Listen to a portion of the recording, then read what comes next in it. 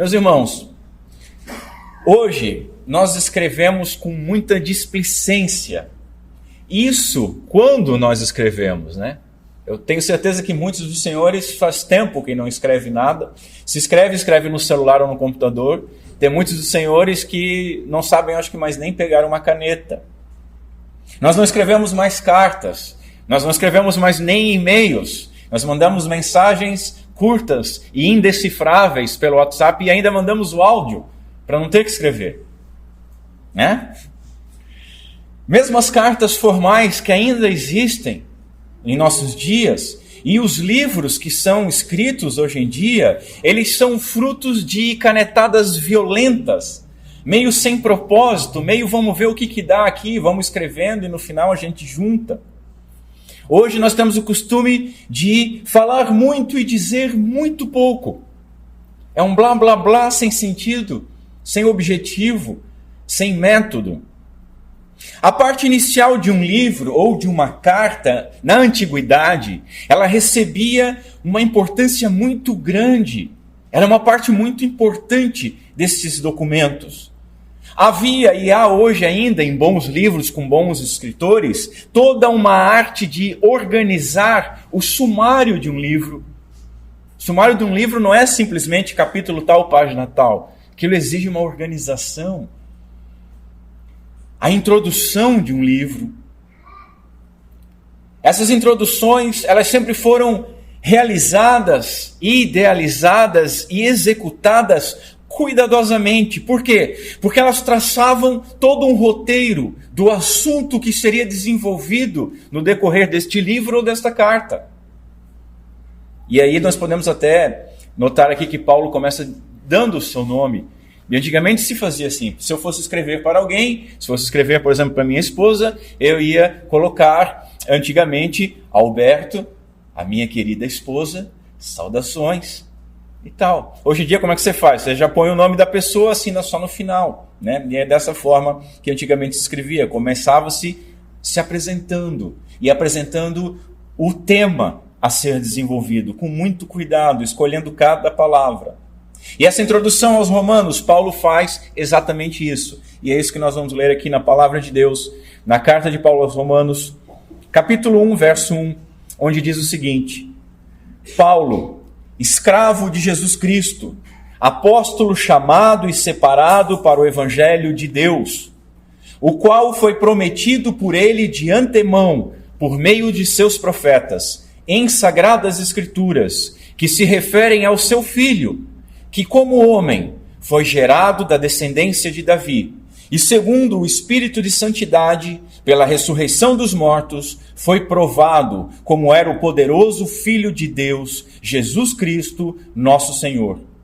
Por meio dele, recebemos graça e apostolado, a fim de trazermos para a obediência da fé todas as nações, para a glória do seu nome, entre as quais sois vós também chamados para pertencerdes a Jesus Cristo. A vós todos que estáis em Roma, amados de Deus e santos em virtude de terem sido chamados, graça e paz da parte de Deus nosso Pai e do Senhor Jesus Cristo. Até aqui. Vamos mais uma vez ao Senhor em oração. Curva sua cabeça comigo. Senhor Deus, nosso Pai, nós bendizemos o Teu santo e maravilhoso nome. Te agradecemos pela oportunidade de estarmos aqui reunidos em Teu nome, para aprendermos de Ti, para nos arrependermos dos nossos pecados e de renovarmos a aliança no corpo e no sangue de Cristo Jesus. Senhor, eu peço que o Teu Santo Espírito me ajude nas minhas debilidades e que o nome de Cristo Jesus seja glorificado em tudo aquilo que nós falarmos. Que Tu ajude o entendimento de cada um dos Teus filhos que ouvir a Tua palavra. Tem misericórdia de nós, Senhor, e vá além das nossas debilidades. Pedimos essas coisas e Te agradecemos no nome santo de Cristo Jesus. Amém. Um comentário à parte que eu falei no grupo, os irmãos notaram que acompanhando pela Bíblia dos irmãos, há uma diferença grande em algumas palavras e na ordem das coisas, né? Eu costumo fazer essas traduções que elas ficam com o pé no literal e um pé na paráfrase para melhor compreensão, e é fruto de um trabalho de exegese, e é o que eu vou acabar defendendo então nas mensagens sempre, né? Na última exposição em Romanos, nós observamos a centralidade da justificação gratuita por meio da fé e as bênçãos que advêm disso. E nós vimos isso conforme os capítulos de 5 a 8. Assim nós vimos que o seu primeiro efeito é trazer paz com Deus, capítulo 5. No capítulo 6, o segundo é que a justificação gratuita ela faz uma mudança radical no homem regenerado, libertando ele do pecado.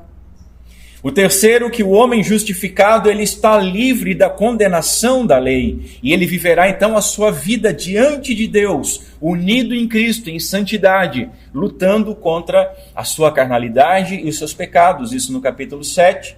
E, por fim, no capítulo 8, que a graça que justificou e trouxe paz, livrou-nos completamente da condenação. Já não há mais condenação para aqueles que estão em Cristo Jesus.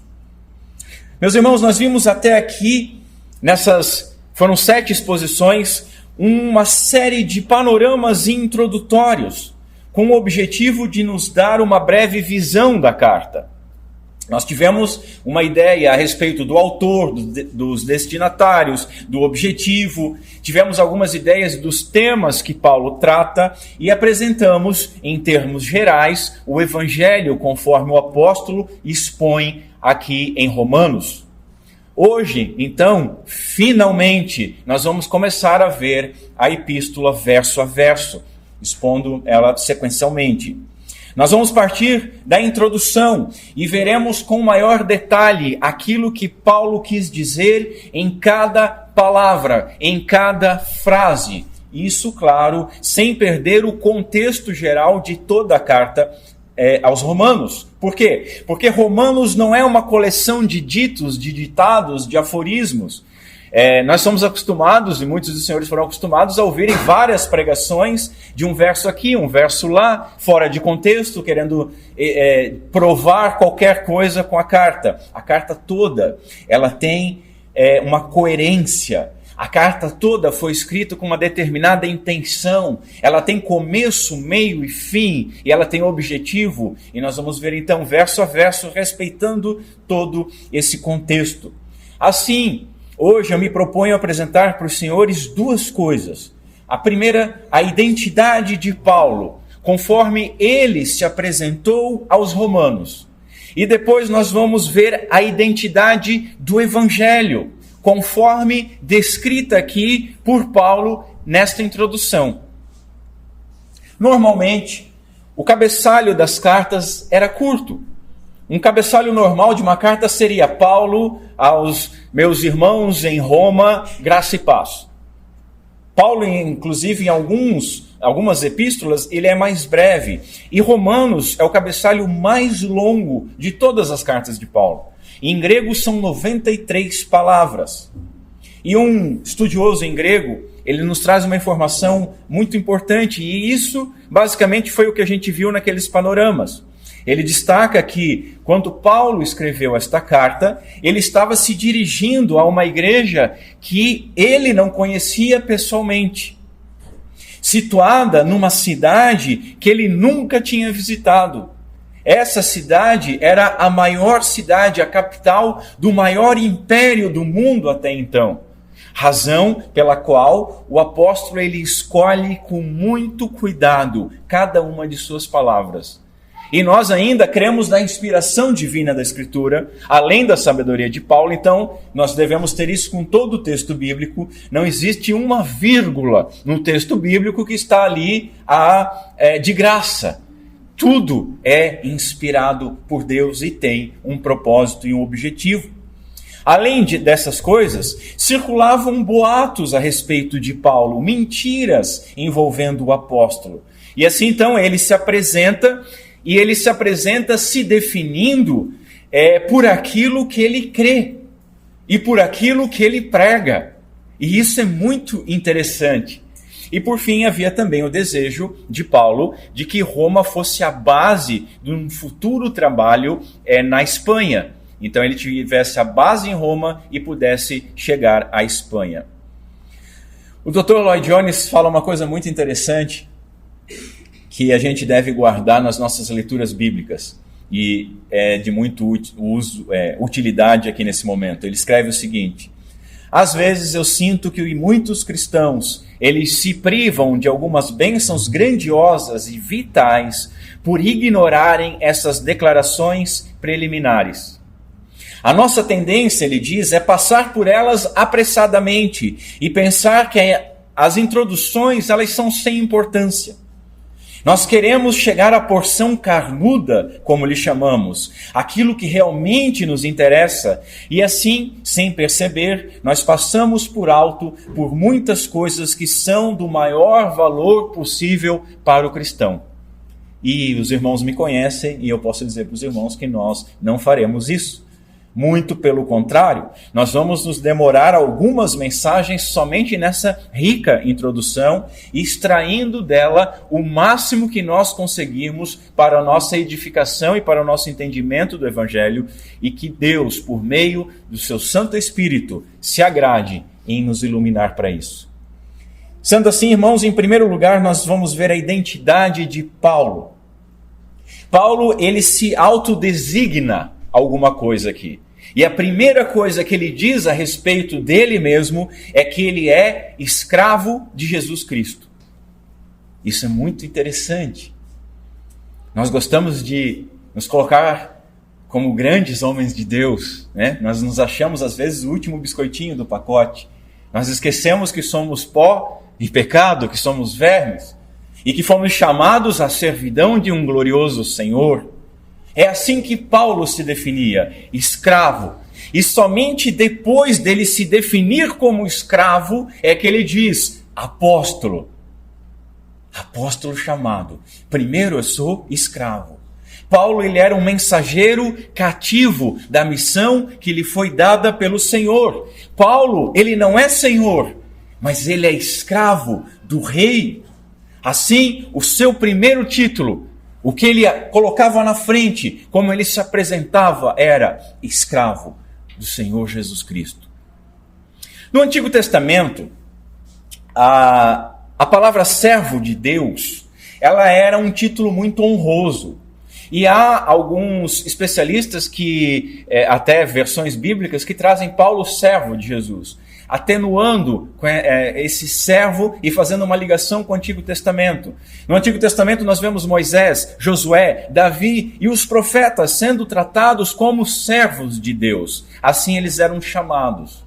Contudo, o termo que Paulo usa aqui não fala de um servo contratado. Não fala de um servo que trabalhe quando quiser, mas fala de uma pessoa que havia sido comprado e passava a pertencer àquele Senhor, estando à total disposição dele. E nós trazemos uma conotação ruim com a palavra escravo. Mas nós devemos entender um pouco mais, biblicamente, sobre essa palavra. Um escravo era considerado uma propriedade.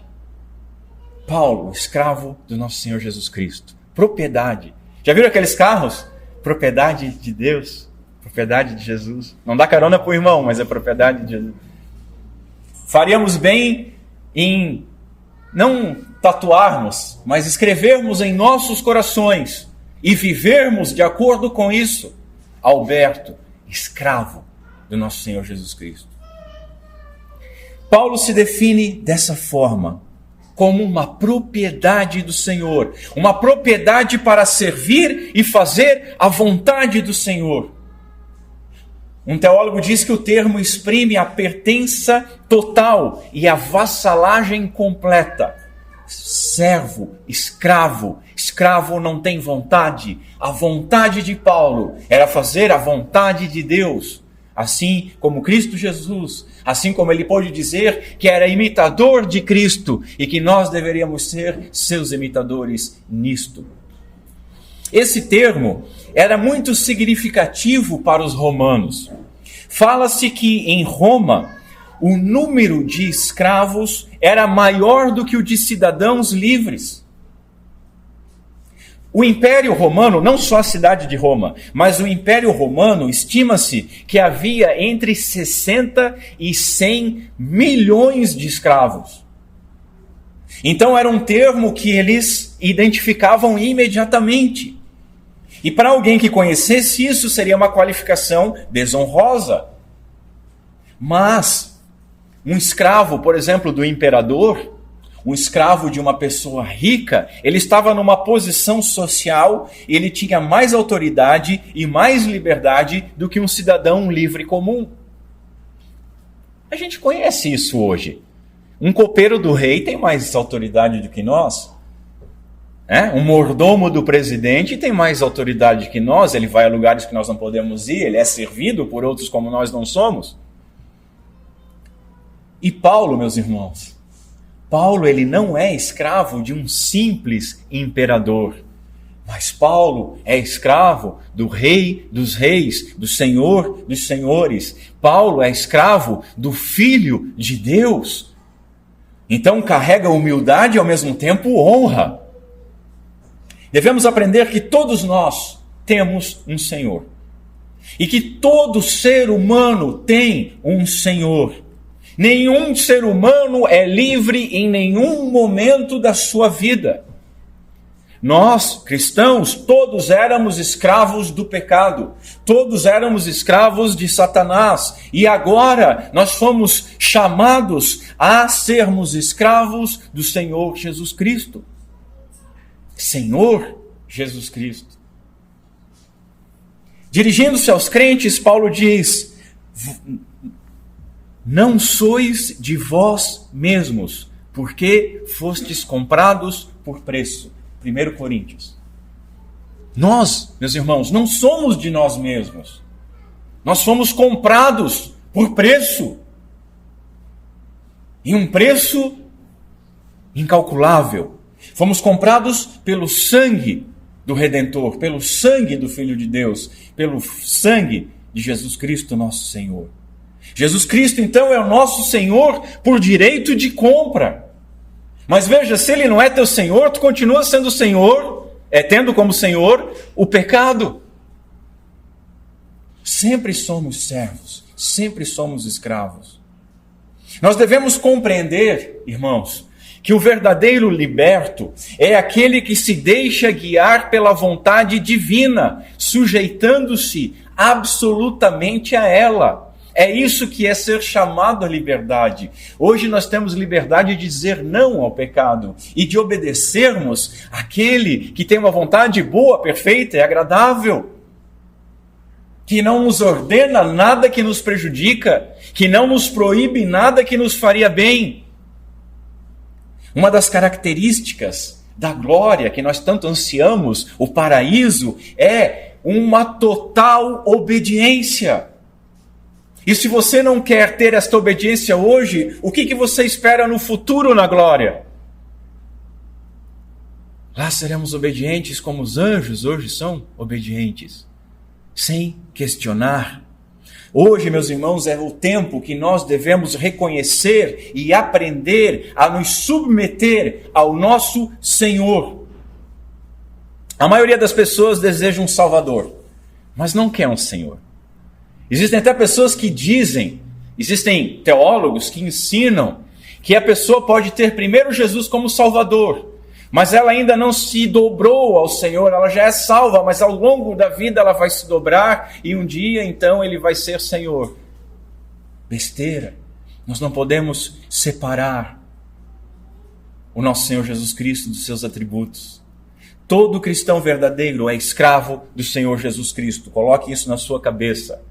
Os servos do pecado não podem fazer nada que agrade ao Senhor. A servidão a Cristo, diz um teólogo, liberta o crente da falsa liberdade que o mundo e o pecado oferecem, a qual, na realidade, é a forma mais terrível e cruel de escravidão que existe. Os indivíduos não regenerados, os que não são cristãos, eles estão sempre livres para se tornarem mais perversos, mais escravizados pelo pecado. Veja, Jesus diz o seguinte: vós não podeis ter dois senhores. Note, ele não disse assim, é errado ter dois senhores. Porque não se pode ter. Ou você é escravo de um, ou é escravo de outro. Ou você é escravo do pecado, ou é escravo do Senhor Jesus Cristo. E o senhorio de Cristo, esse senhor de escravos que é a sua igreja, que ele chama de seu corpo, que ele chama de sua amada, é um senhorio gentil, amoroso, não é cruel. Nós somos escravos de um Senhor que entregou a sua própria vida para nos resgatar, que nos comprou não por dinheiro, mas ao custo da sua própria vida. A nossa obrigação, então, deve ser fruto de duas coisas. Primeiro, o reconhecimento que Jesus Cristo tem todo o poder nos céus e na terra. E nós devemos nos dobrar a esse poder, reconhecendo. E em segundo lugar, uma obrigação que é motivada pelo amor e gratidão por aquele que nos amou primeiro. Nos amou quando nós éramos indignos, quando nós éramos inimigos. Veja, o nosso Senhor, Ele não nos acorrenta com ferro, mas Ele nos prende com laços de amor. Ele não nos obriga a nós carregarmos os nossos pecados, mas Ele nos convoca a carregar o seu fardo, que é leve e é suave. E aí, meus irmãos, será que nós podemos realmente, assim como Paulo, chamar Jesus Cristo de nosso Senhor? Ele é nosso Senhor? Ou você tem Jesus Cristo apenas como seu Salvador? É impossível separar Jesus, aquele que salva, do Cristo, o Messias, o Rei. E um alerta para você: caso Jesus não seja o seu Senhor, certamente Ele não é também o seu Salvador. Mas Paulo ele continua dizendo que é apóstolo chamado, um mensageiro oficial do Evangelho. E ele descreve o seu chamado como graça e apostolado. Recebi graça e apostolado, lá no verso 5. Dando a entender que o seu encontro com o Senhor Jesus, ressurreto, uniu o momento da sua conversão com a sua comissão para ser apóstolo. Jesus fez barba, cabelo e bigode. Converteu e já convocou para o apostolado. Paulo ele se apresenta como alguém que nada tem e que nada deseja para si mesmo. A vocação que ele recebeu do Senhor é a sua vida. O que Paulo é, além de escravo, um mensageiro, um apóstolo e nada mais. Hoje, nós temos alguns coitados que se auto-intitulam apóstolos. Eu já senti raiva desses caras, já senti nojo desses caras, agora eu estou numa vibe de sentir eles como uns coitados. Porque precisa ser coitado para se auto-intitular apóstolo. A Bíblia define 3 exigências para a escolha de um apóstolo. Para alguém ser um apóstolo, a pessoa deve ser testemunha de Cristo ressurreto. Primeira coisa. Segundo, deve ter sido comissionado, chamado para apóstolo pelo Senhor Jesus Cristo. E terceiro, deve ter aprendido o Evangelho do Senhor Jesus Cristo. Paulo, ele não era um dos 12, ele diz que como um abortivo foi chamado depois, mas Paulo, ele preenche todos esses requisitos. Paulo viu Cristo ressurreto. Ele pergunta retoricamente assim: não sou apóstolo? Não vi Jesus nosso Senhor? Em 1 Coríntios 9. Ele viu. Ele não só viu, como ele foi comissionado por ele quando o viu.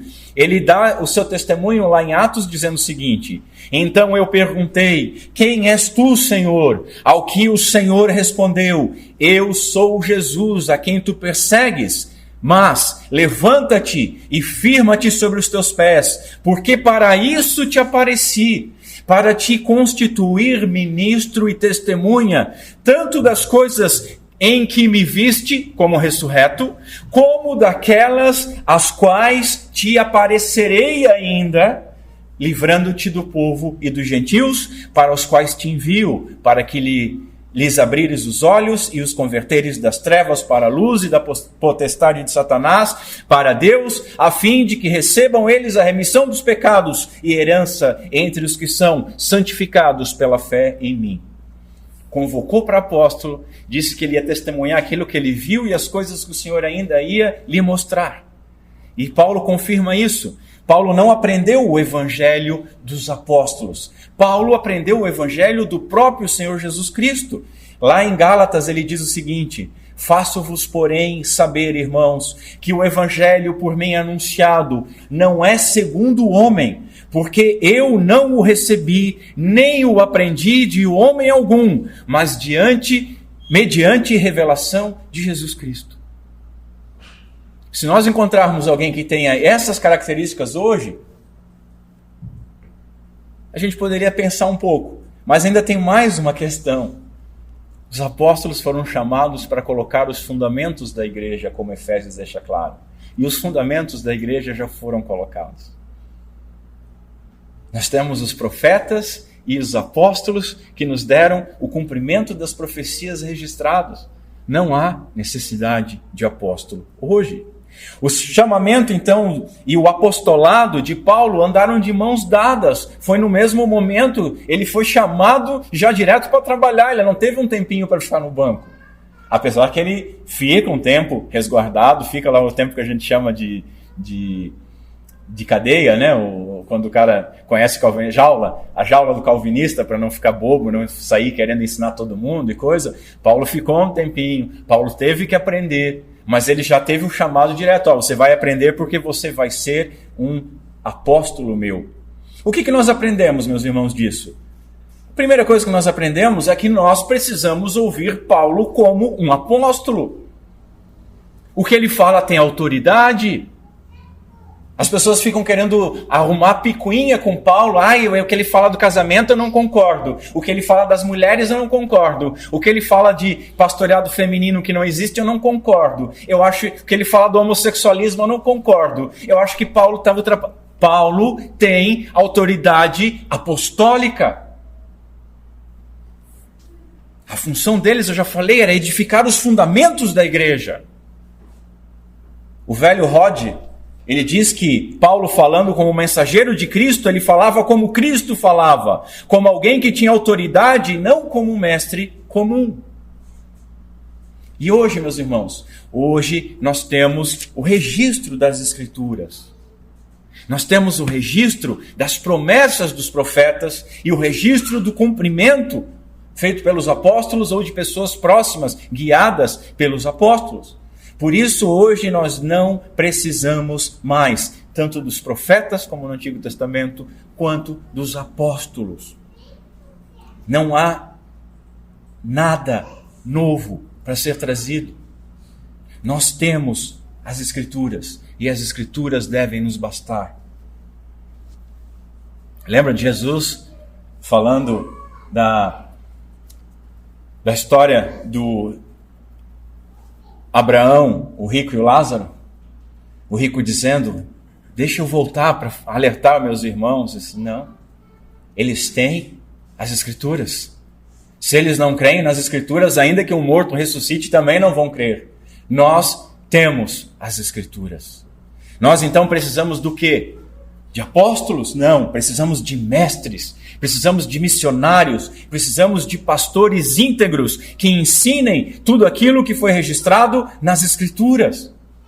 A tarefa apostólica de Paulo não é uma carreira que ele escolheu, e é sim a resposta ao chamado de Deus que o escolheu. Foi Deus que o escolheu para isso. Depois, nós aprendemos também que todos nós podemos e devemos ser discípulos. Todo cristão é discípulo, todo cristão é chamado a discipulado, todo cristão é escravo do Senhor. Mas nem todos podemos ser apóstolos. O próprio registro bíblico diz isso, olha só. E quando amanheceu, chamou a si os seus discípulos e escolheu 12 dentre eles, aos quais lhe deu também o nome de apóstolos. Lucas 6. Quem escolhe é Jesus. Mas nós podemos ser discípulos do Senhor. Nós fomos chamados e comissionados para pregar as boas novas, o Evangelho do nosso Senhor. Essa é a nossa responsabilidade. Como arautos do grande rei, como embaixadores do Senhor, nós devemos reivindicar o mundo que pertence ao nosso Rei, Jesus Cristo, ao verdadeiro Senhor dos céus e da terra. O cristão, ele não foi feito para se esconder numa caverna, mas foi feito para proclamar que existe um rei e que esse rei vai retornar. Paulo aqui, ele constrói a sua autoridade sobre o seu chamado. Ele não correu sem ser enviado, como fazem os falsos apóstolos, escreveu Matthew Henry, um puritano. Note que na época dos puritanos já haviam os falsos apóstolos. Na época dos evangelhos já existiam os falsos apóstolos. Não tem nada de novo debaixo dos céus. O homem sempre quis aparecer. Diferentemente dos neo-apóstolos ou dos novos apóstolos, Paulo, ele não usava o seu título para apontar mérito ou sabedoria, mas ele usava o título de apóstolo para apontar aquilo que ele recebeu do Senhor. Como na instituição da ceia, o que eu recebi do Senhor. Eu recebi algo para transmitir para vocês. Ele era uma propriedade com uma tarefa específica para realizar. A humildade de um escravo temperava a autoridade que ele tinha como um apóstolo. Por fim, Paulo foi separado para o Evangelho. No grego, esse termo separar indica um fim ou um propósito para qual Cristo estava dedicando, no caso, para a proclamação das boas novas, um propósito específico e eficaz. Jesus disse sobre Paulo: este é para mim um instrumento escolhido para levar o meu nome perante os gentios e reis, bem como perante os filhos de Israel, pois eu lhe mostrarei quanto lhe importa sofrer pelo meu nome. O apóstolo afirma em outro lugar que ele foi posto à parte para o ministério antes, muito antes da sua conversão. Lá em Gálatas ele diz o seguinte: mas Deus me separou desde o ventre materno e me chamou por sua graça, quando lhe agradou revelar o seu Filho em mim, para que eu o anunciasse entre os gentios. O anúncio das boas novas entre os gentios, separado para o Evangelho. Estas, portanto, são as credenciais de Paulo, um escravo que fora chamado eficazmente e soberanamente separado para pregar o Evangelho de Deus. Evangelho de Deus. Há uma interessante aplicação aqui. Separação envolve sempre duas ações. E essa eu roubei do Francis Schaeffer. Quando você separa alguma coisa, você separa alguma coisa de alguma coisa e para alguma coisa. Tem duas ações sempre. Compreendem isso? Você separa o arroz da sua despensa para fazer o seu almoço. Todos nós fomos chamados de maneira eficaz por Deus e fomos separados para a obediência da fé. E qual é a obediência da fé? Crer no Evangelho. Assim, nós fomos separados do mundo, fomos separados do pecado, fomos separados das nossas cobiças para alguma coisa, para obediência, para a glória do nosso Senhor e Salvador. Nós fomos comprados pelo precioso sangue de Jesus Cristo e chamados para testemunhar o seu poder salvífico. Fomos separados para proclamar então estas boas novas onde quer que nós estejamos. O Senhor nos chamou, o Senhor nos separou, ou seja, o Senhor nos deu um propósito. Ele deu um propósito para cada um de nós. E será, meus irmãos, que nós já tomamos consciência do nosso propósito? O que você está fazendo nessa terra? O que você está fazendo além de gastar oxigênio e recursos naturais? Você foi chamado para um propósito. O fôlego, o oxigênio que você recebe, você recebeu para proclamar as boas novas de Cristo Jesus, nosso Salvador, onde quer que você esteja. Você não precisa ser um missionário enviado para a África, mas você é um missionário, às vezes, enviado para a farmácia para comprar medicamento para o seu filho. E lá você vai testemunhar. Alguém pode dizer assim, mas eu não fui chamado para o ministério. Eu preciso pregar, como é que eu vou pregar? Calvino ele faz uma advertência muito importante, presta atenção. Deve-se notar aqui que nem todos são qualificados para o ministério da palavra. Nem todos. Este ministério requer uma vocação especial. Aqueles que acreditam que estão bem qualificados, eles devem revestir-se de especial cuidado para não assumirem o ofício sem vocação. E quantos homens têm pregado o evangelho sem vocação?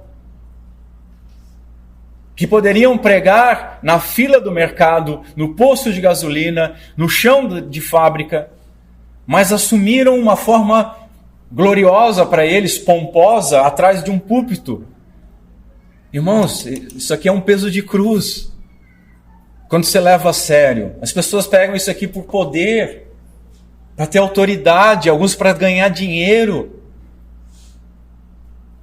Essa madeira aqui é a cruz do pastor. Nem todos foram chamados para ocupar um púlpito. E tomar essa posição indevidamente pode ser trágico, não só para quem toma, mas para quem ouve. Todavia, veja bem, o Senhor nos ordenou, a todos nós, façam discípulos de todas as nações, batizando-os em nome do Pai, do Filho e do Espírito Santo, ensinando-os a guardar a tudo o que eu lhes ordenei. O ministério da palavra não é para todos, mas não é necessário que você esteja atrás de um púlpito, não é necessário que você esteja atrás de um título para testemunhar o evangelho do nosso Senhor. É necessário apenas obedecer àquele que nós ousamos chamar de Senhor e que muitas vezes não nos comportamos como seus escravos. Onde quer que nós estivermos, nós podemos e devemos testemunhar o evangelho. Resumindo então a identidade de Paulo para nós irmos à frente, um teólogo diz o seguinte: todos os ricos e variados dons de herança de Paulo, judaica, grega e romana, e da sua educação, tudo isso foi predestinado por Deus com vistas ao seu serviço apostólico. Verifica-se a descrição que o Senhor ressurreto faz de Paulo como um instrumento escolhido para levar o seu nome perante os gentios. Em segundo lugar, meus irmãos, vamos ver então a identidade do evangelho. Já vimos do apóstolo. O que significa evangelho? E terrivelmente nós não sabemos responder e nem definir isso. Eu garanto que se eu perguntasse para cada um dos senhores, eu obteria a resposta de cada um dos senhores diferente, e nem todas arranhando o que é de fato o evangelho. Talvez a mais comum seria as boas novas. Evangelho significa boas novas. Tá, mas quais boas novas? O velho Roger, ele definiu assim: o evangelho é o anúncio jubiloso que Deus faz aos homens a respeito do perdão dos pecados, vírgula, porque muitos dos senhores diriam o evangelho é as boas novas de salvação, vírgula, da restauração ao seu favor, da renovação da natureza deles, da ressurreição do corpo e da vida eterna. Isso é o evangelho. E assim nós devemos nos perguntar se essas boas novas de fato chegaram até nós, chegaram até o nosso coração. O crente, o alvo do evangelho, ele não foi simplesmente perdoado dos seus pecados, mas ele está sendo renovado, ele tem uma nova natureza, ele não vive mais para ele mesmo, ele tem um Senhor e ele agora é escravo. E ele anseia coisas maiores e excelentes, porque ele deposita o seu tesouro onde a traça e os ladrões não roubam e não corroem. Ele não tem o seu tesouro aqui, ele olha firmemente para o autor e consumador da sua salvação. Ele anseia por aquele glorioso dia, ele vive como numa peregrinação. que Paulo diz do Evangelho? Primeira coisa, é o Evangelho de Deus. Se o Evangelho é de Deus, ele não tem origem humana. Não é invenção de homens.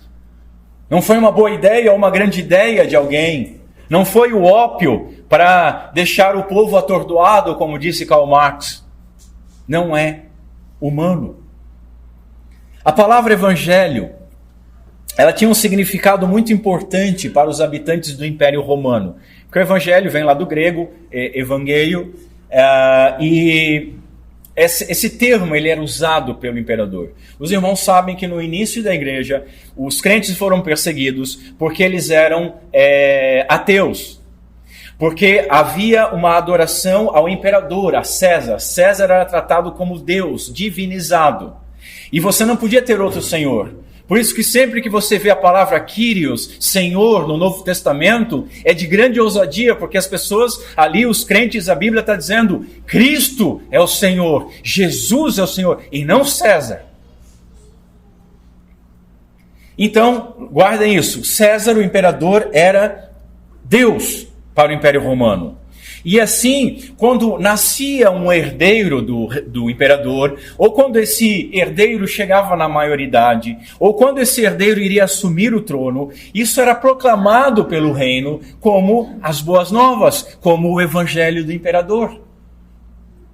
E Paulo, ele pega aqui e já diz, olha, eu tenho uma boa nova para proclamar para vocês. Eu tenho um evangelho para proclamar para vocês que estão no Império Romano. Mas esse evangelho não é do imperador. Esse evangelho é de Deus. São boas novas de Deus. É a boa nova de Deus para o mundo perdido. Homens têm inventado hoje em dia falsos evangelhos. E eu digo com muito temor, para a sua própria condenação. Hoje nós temos falso evangelho para rico, temos falso evangelho para pobre, temos falso evangelho para mulher, temos falso evangelho para se tornar rico, temos falso evangelho para jovens, temos falso evangelho para adultos. Tem muito falso evangelho sendo pregado. Para a maioria das pessoas, o evangelho ou a religião dos evangélicos é simplesmente um sistema moral. Não é verdade? É um faça isso, não faça aquilo. Ah, você é crente, você não pode fazer isso, você não pode fazer aquilo. O nosso grupo de homens, eles quebram a cara, né? Porque não dá muito certo. Mas enfim. Religião. Ah, evangelho. Ah, não pode isso, não pode aquele outro. Meus irmãos, certamente, qualquer ideia de um sistema legalista, baseado na lei, ou moralista, baseado numa moral humana elevada, qualquer esforço humano para ter uma ética melhor, para ser melhor, para melhorar, para progredir, para se desenvolver ou evoluir, não é evangelho. Isso não é evangelho. Aliás, é o contrário do evangelho. O evangelho não é aquilo que nós fazemos, mas o evangelho é aquilo que foi feito por nós.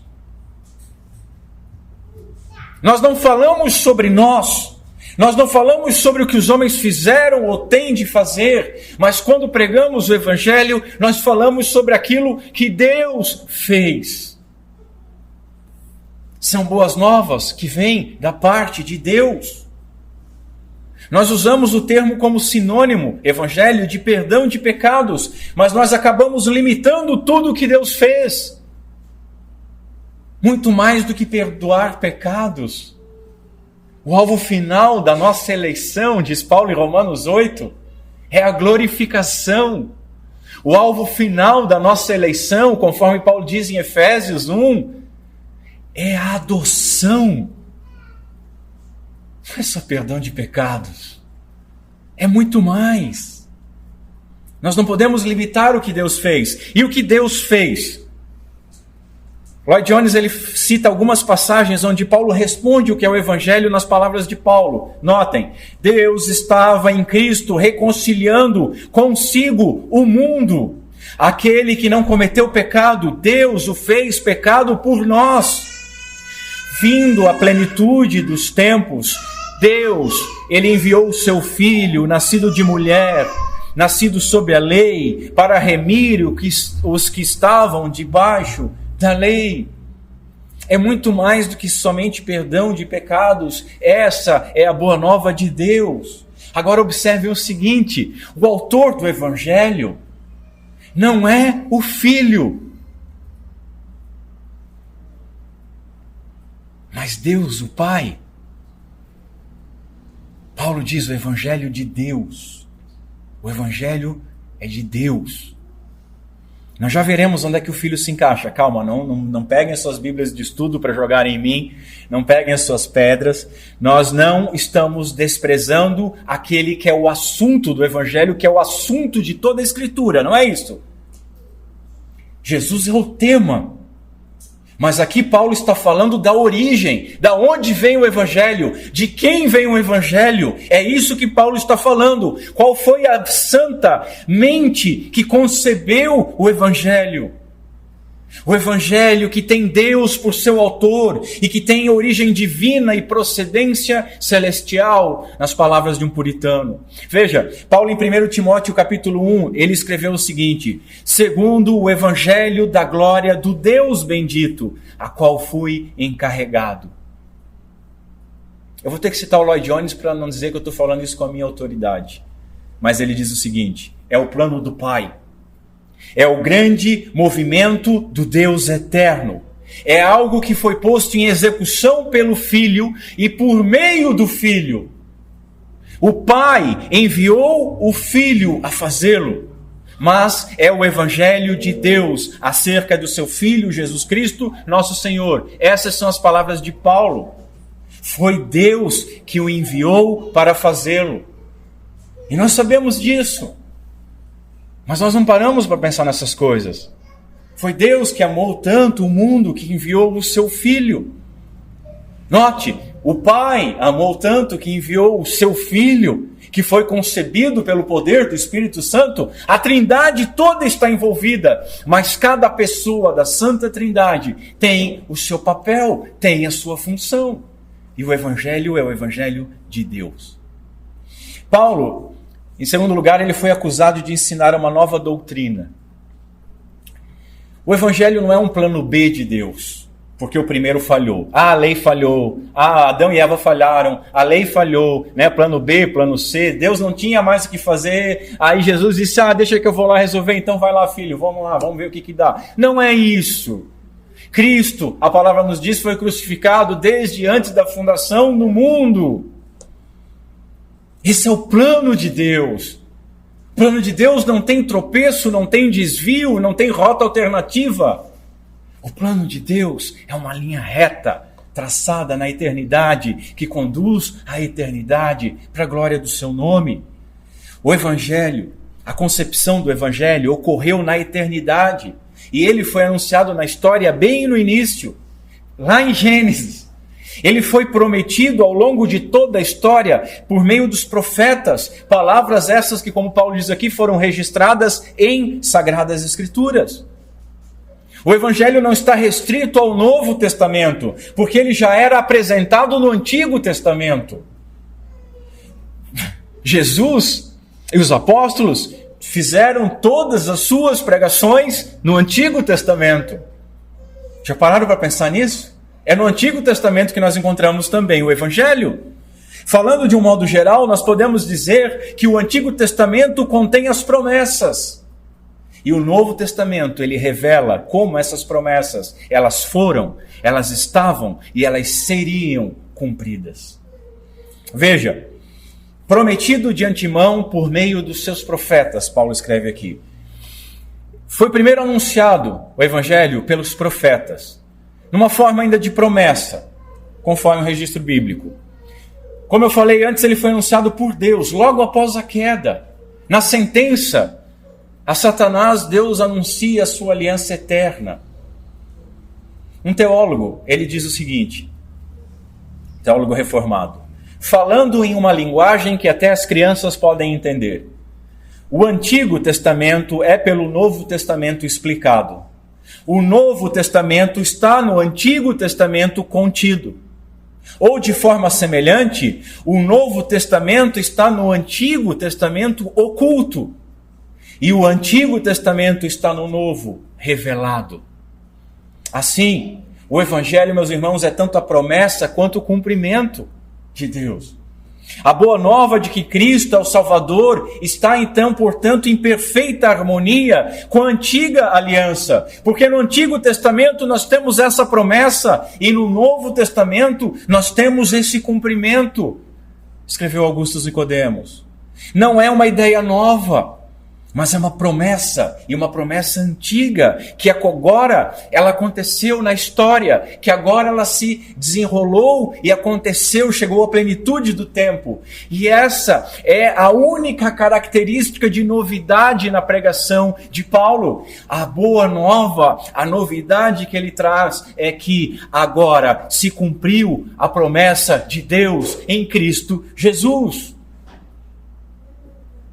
Paulo ele pregou o seguinte: o Cordeiro de Deus veio para dar a sua vida em resgate de muitos. As boas novas são que as promessas já aconteceram. O rei já veio, o rei já morreu e o rei já ressuscitou e reina e irá voltar.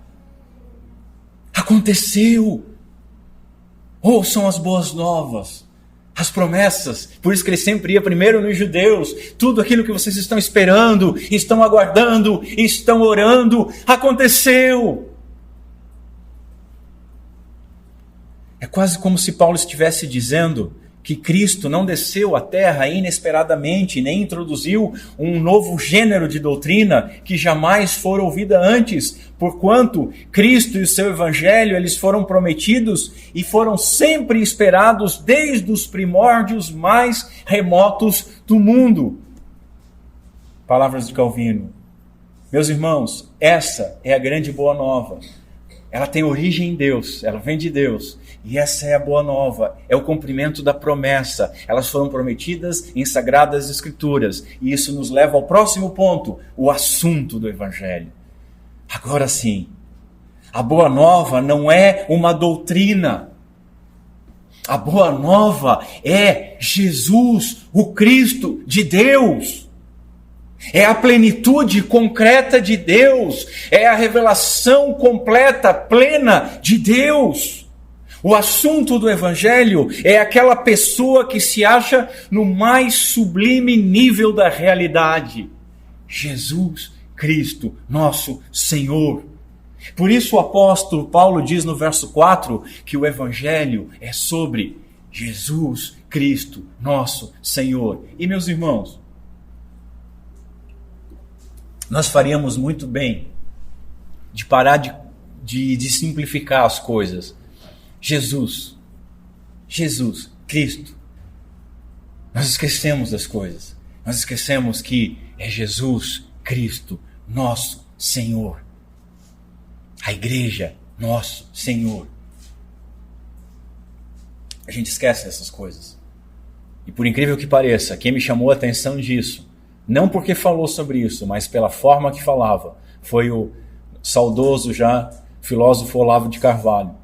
Olavo de Carvalho sempre falava nosso Senhor Jesus Cristo. Eu comecei a ver aquilo, ouvir aquilo nos seus vídeos e comecei, mas por que eu falo só Jesus, o nosso Senhor Jesus Cristo? E os irmãos devem ter notado ao longo do tempo que eu passei a dizer mais, nosso Senhor Jesus Cristo. Até eu não lembro qual outro teólogo que nos aponta, acho que é o Hendrickson, que nós poderíamos, se for resumir, chamar só de Senhor. Mas se fôssemos falar Senhor Jesus Cristo, nosso Senhor Jesus Cristo. Os irmãos sabem que Cristo não é sobrenome, né? Por favor, já passamos disso, né? Não é o segundo nome de Jesus, é o título. Cada um desses títulos possui rico significado. E se nós soubermos o significado, nós falamos muito com poucas palavras. Jesus Jesus determina a sua identidade histórica. Jesus foi um homem, Deus encarnou, Deus habitou entre nós. Jesus era um homem e expressa a sua capacidade de salvar o povo. Jesus significa aquele que salva, o Salvador. Cristo refere-se à sua unção, o seu propósito, aponta para a sua obra oficial. Ele era o Messias, a palavra hebraica que significa ungido. E Cristo é a palavra grega que significa ungido. Ele foi ungido, ele foi o prometido, ele é o rei ungido. E Senhor refere-se à sua autoridade soberana e identifica o seu senhorio, a qual ele é exaltado à direita do Pai, em virtude do qual exerce toda a autoridade nos céus e na terra. Às vezes a gente perde coisa até simplificando.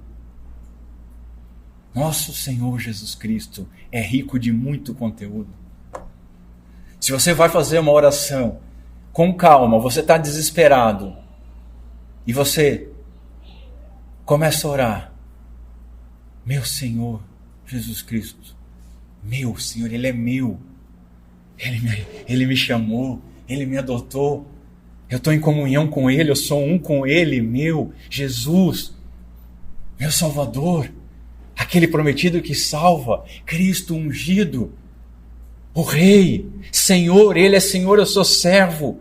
Portanto, o meu pedido já vai ser diferente. E quer saber de uma coisa? Senhor, eu estou em tuas mãos, porque eu sei que tu és o Messias, que tu é o Salvador e que tu é meu. Se acalma. Nós vemos também a alternância de filho e senhor no verso 5. Isso acontece intencionalmente. Por quê? Porque filho é Jesus em relação a Deus. Jesus é coeterno e coigual com o Pai. E Senhor é Jesus em relação ao mundo, a todos nós, a todas as criaturas. O Evangelho, então, meus irmãos, se ocupa do Filho de Deus, daquele que é verdadeiro homem, que é verdadeiro Deus, ressurreto dentre os mortos, entronizado à direita de Deus, aquele que tem todo o poder nos céus e na terra. Ou seja, a boa nova diz respeito a uma santa pessoa. Essa é a principal coisa que nós devemos defender. É surpreendente nós vermos defensores de um cristianismo sem Cristo. Não bastam declarações pomposas do propósito se Cristo não é o alicerce da nossa fé. Um teólogo diz que a igreja contemporânea ela corre o risco de se tornar apenas um evento cultural teológico. Ou apenas um evento cultural. Note como erram aqueles que tratam o Evangelho como um conjunto de regras morais ou éticas, ou que tratam o Evangelho como a solução para os seus problemas da sua vida, ou que tratam o Evangelho como um caminho para a prosperidade material ou para a saúde plena. Podemos dizer que eles erram o alvo e erram muito. E se não me engano, pecado significa também errar o alvo.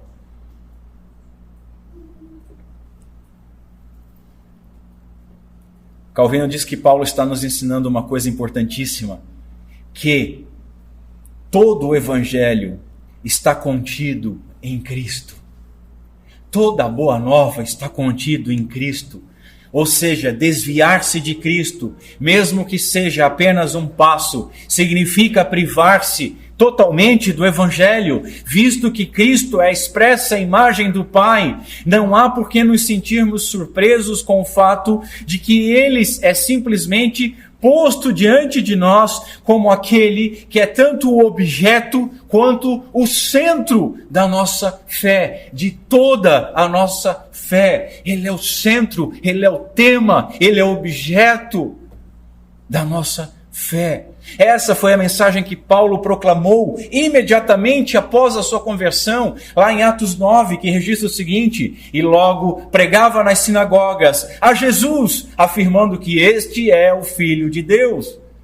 Nós lemos também em 2 Coríntios ele dizendo: porque quantas são as promessas de Deus, tantas tem nele, em Cristo, o sim, porquanto também por ele é o amém, para a glória de Deus, por nosso intermédio. Eu já falei isso para os irmãos, eu vou ter que fazer esse parênteses. Eu fico apavorado, às vezes, com o uso do termo amém nas igrejas. Fica aquele amém, amém, amém, amém, amém, um mantra. Aí até o pregador, ele faz como pergunta retórica: hoje tem sol, amém? Porque ele quer ouvir o retorno das pessoas, amém. Nós cantamos no final da oração do Pai Nosso, amém. Quem é o amém, irmãos?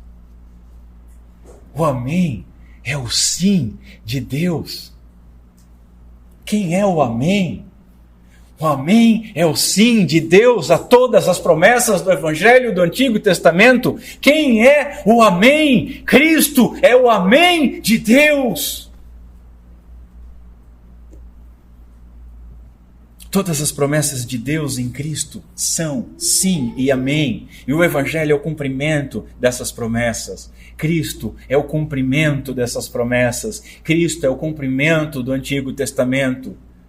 Concluindo, meus irmãos, a boa nova de Deus é Jesus. Stott escreveu que Jesus é o conteúdo e a essência do Evangelho. Nós poderíamos resumir o que nós falamos até aqui com as palavras de um filósofo que diz o seguinte: há um só Deus, o qual fala de várias maneiras segundo a diversidade dos tempos, mas diz sempre a mesma coisa, porque é verídico, e realiza sempre a mesma obra, porque é fiel. A sua veracidade e sua fidelidade alcançam expressão suprema em Jesus Cristo. Existe hoje uma infinidade de ações que levam falsamente o nome de evangelização, psicologia rasteira, autoajuda, promessa de prosperidade, promessa de resolução de problema, promessa de sentir-se bem consigo mesmo. Eu gosto de ir lá porque eu me sinto tão bem. Isso são anunciados como se fosse proclamação do Evangelho. As boas novas não são para resolver o meu nem o seu problema particular. As boas novas não começam conosco. O Evangelho começa com Deus.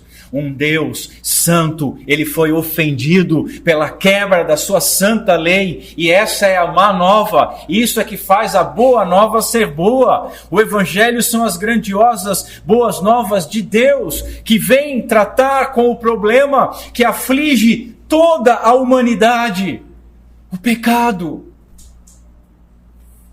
Elas tratam da obra que foi comissionada por Deus Pai e completada por Deus Filho.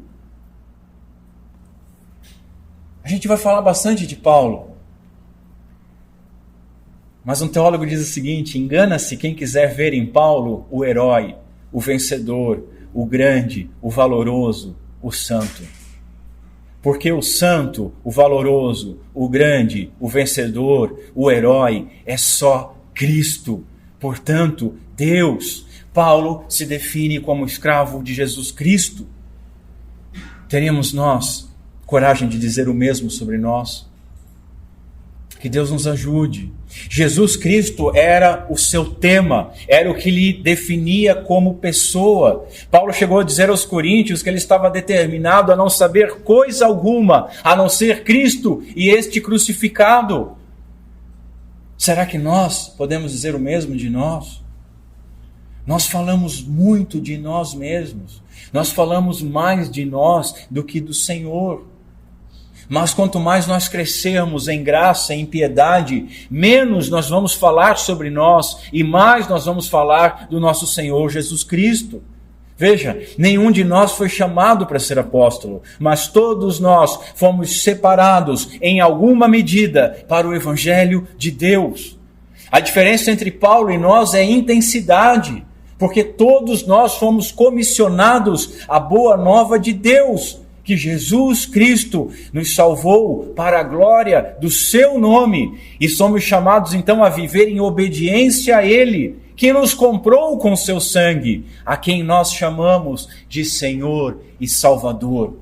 Aprendemos assim que ninguém pode ser apóstolo hoje, mas que todo crente não somente pode, mas deve se sujeitar ao Senhor como um escravo, se sujeitar ao senhorio do Senhor Jesus Cristo.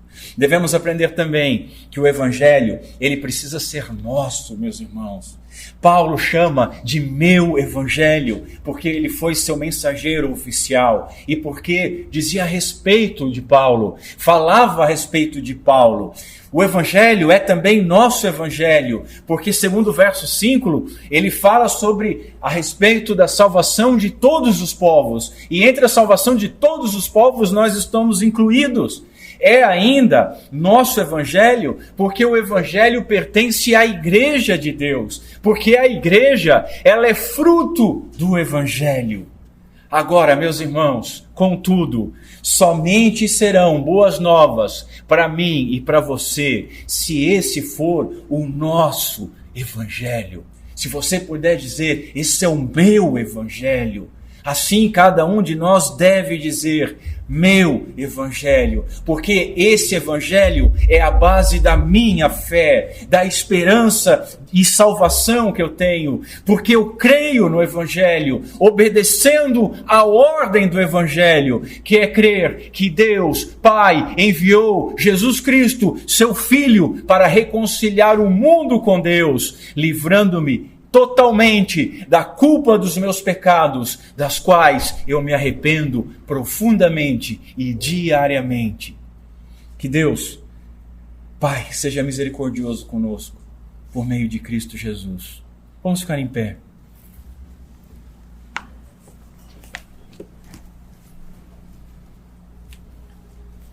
Notem como é importante uma introdução. Basicamente nós vimos só o verso 1 hoje, com algumas pitadas de outros versos da introdução. E como muitas vezes nós não conseguimos dizer coisas tão simples. Paulo, escravo de Jesus Cristo, apóstolo chamado e separado para o Evangelho de Deus.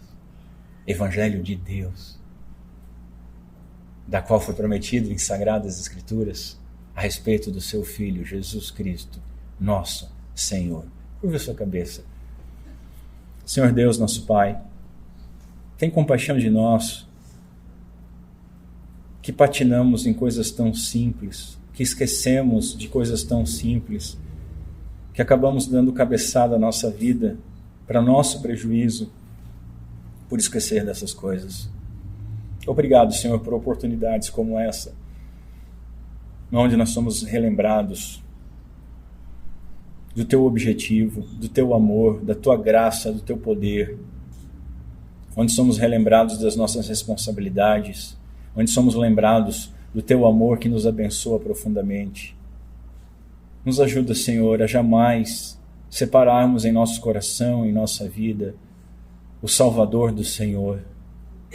Que nós possamos ser de fato, todos nós, salvos por Cristo Jesus, nosso Senhor. Que possamos dizer, somos escravos, não somos mais nós que vivemos, mas Cristo que vive em nós. Que a nossa vida possa ser levada para a honra e glória de Cristo, para a proclamação do Evangelho de Deus em Cristo. Que a nossa vida seja em fazer boas obras diante dos homens, para que eles glorifiquem o nosso Pai que está nos céus. Que o nosso respirar, que o nosso anseio, que os nossos desejos estejam todos apontando para o reino de Deus, abrindo mão de tudo aquilo que não serve, que incomoda, que atrapalha, que nos deixa pesados. Ajuda-nos, Senhor, a vivermos essa simplicidade, dessa servidão amorosa a um Senhor que entregou a vida por nós e nos amou primeiro e tão profundamente. Pedimos e agradecemos por essas coisas, agradecemos pelas obras que Tu tem feito em nossos corações, endurecidos outrora, mas hoje amolecidos pela Tua palavra.